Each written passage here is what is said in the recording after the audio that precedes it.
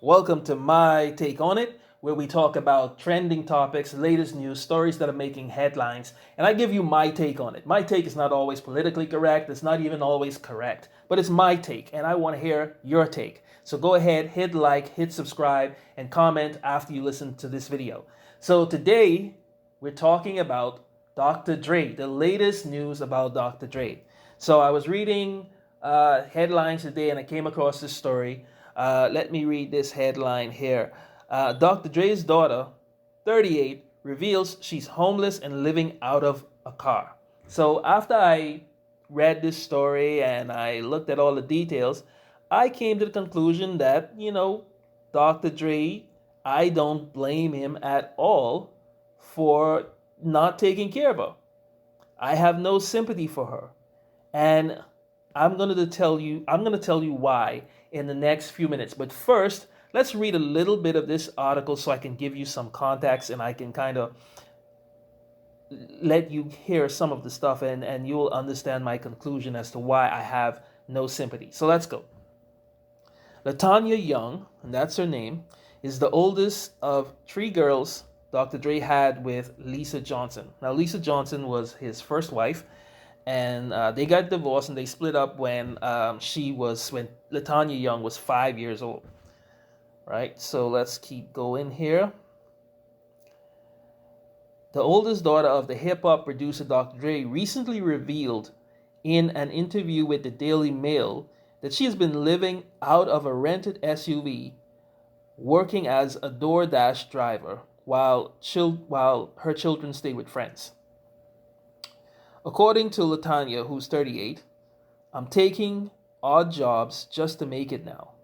I got paid $15 an hour as an assembler at the warehouse. I'm trying to keep my head above water. I've been in debt for a while.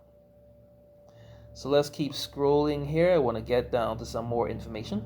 The single mother of Tatiana, who's 16, 13-year-old Rihanna, DeAndre, who's 8, who was named after his grandfather, and 3-year-old Jason III, said she was told by her father's attorney that because she spoke disparagingly about her father in the past, he will not give her any money. So that's important. Let's keep going. Let me read the next section here. I'm homeless. I've been reaching out to my dad for help. His lawyer said that my dad doesn't want to help me because I've spoken about him in the press. I'm just trying to communicate with him and see if he wants to talk to his grandkids. My kids are old enough to know who he is. They are in shock that he doesn't want anything to do with them. Okay. Let's keep going to this section. It says her father had previously paid her rent and given her an allowance, which was reportedly cut off before the pandemic. And here's a part that I want to finish, and this will be the conclusion, and then we're going to get into why I have no sympathy for her. So here it goes, quote, I just heard that he has to pay $300K a month for spousal support. It's embarrassing because people are looking at me wondering why. What Nicole has got is what my mom should have got. My mom felt like he never upheld his end of the bargain. I commend Nicole in a way. She did what she had to do. And this is the final sentence that I'll read. She said she has not seen her father in 18 years. Now, a lot of people commented on this back and forth, and there are a lot of people who are saying, oh, he's wrong. He's a billionaire. There's no way I'm going to be a billionaire and have my daughter being homeless and not seeing my grandkids. And then there are some people who are saying, you know what? He doesn't owe anything. And I'm in that camp. I actually have no sympathy for this lady. So let's look at the facts right quick. She's 38 years old. The last line there said he has not seen her. She has not seen her father for 18 years. That means he basically had nothing to do with her since she was 20 years old, right?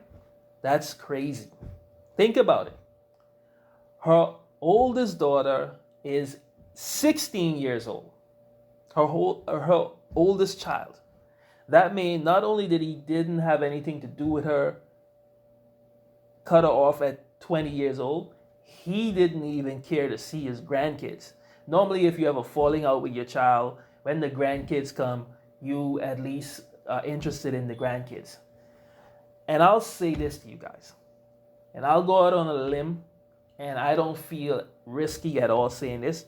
There is a very good chance that her mother was toxic and that she picked up those traits and she was also toxic toward him and he cut them off, right? And you know how bad it has to be for you to cut your daughter off. I don't know about the other kids, but it says she's the oldest of 3. So I don't know if he still has a relationship with the other kids, but he definitely cut her off. And even from this article, it seems like she has a little bit of entitlement. But he didn't cut her off completely. He didn't see her. He hasn't seen her in 18 years. She hasn't seen him personally. Nonetheless, for the last 18 years, she's 38 years old now, he was paying her rent and he was giving her an allowance. Think about that. He's paying your rent for the last 18 years and he's giving her an allowance. And he cut her off in around January of 2020 because she spoke disparagingly about him to the press. You know, there's a saying, you do not bite the hand that feeds you. And this is what makes me believe like she was entitled and that she was toxic and that her mom was toxic. Because this is the kind of attitude that a lot of women in America have toward men. Like they feel entitled to men money and feel like they can call them out their name and say anything to them and they should just be entitled to that money for him to continue to take care of her. But he took care of her for 18 years. And that means by extension taking care of her kids. And in a year and a half, he cut you off because you talked bad about him. You went outside the family and disparaged the man who was taking care of you. And so he cut you off. And in a year and a half, you're broke, you're homeless, you're on the streets. And that's not the end of it. You would think that's the end of it, right? But that's not the end of it because this article is saying she's speaking to the Daily Mail. What the hell is she still speaking to the papers for? And even in this article, here's what she says. Here's what really just pissed me off. This is the sentence. It goes, I commend Nicole in a way. She did what she had to do. This is the thing. This is the mindset of these people, of people who feel entitled and don't give and feel like they can say and do anything to you. And so he had a right to cut her off. I think he did more than he had to do. She's a 38-year-old woman. He took care of her to the age of 37. And you're on your own. You have 4 kids. You need to be a responsible adult and a responsible parent. But you came here again in the newspaper, in the papers, talking not exactly bad about him, but you're talking about him still. What she should do is apologize, beg for help, and see if he would change his mind. But appeal, be humble yourself. So again, like I said, my conclusion is I have no sympathy. I think she made this bed and now it's time for her to grow up, be an independent adult and take care of her responsibilities. Dr. Dre has done enough. That's my take on it, guys. Let me know in the comments. Hit like, hit subscribe. I want to hear what you guys think.